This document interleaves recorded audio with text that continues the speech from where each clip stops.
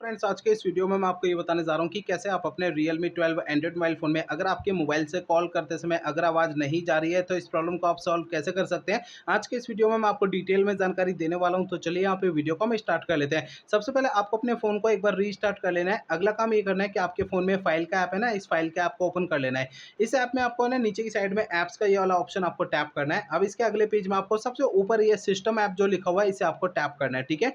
अब देखिए आपका जो है ना यहाँ पर एक ये पेज आता है, इस पेज में आपको एंड्रॉइड सिस्टम पे टैप करना है।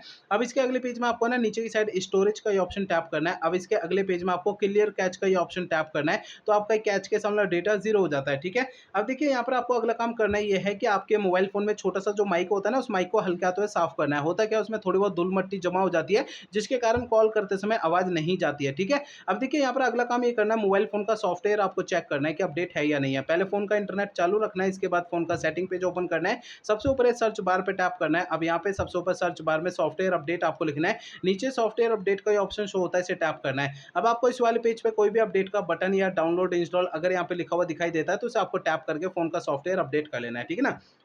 अब देखिए अगला काम ये करना है, आपको अपने मोबाइल फ़ोन को रीसेट करना है। देखिए दोस्तों, यहाँ पे मोबाइल फ़ोन को रीसेट आपको तब करना है जब मेरे बताए हुए पिछले प्रोसेस कोई भी काम नहीं करते हैं, तब आपको फ़ोन को रीसेट करना है, अदरवाइज़ नहीं करना है, ठीक है।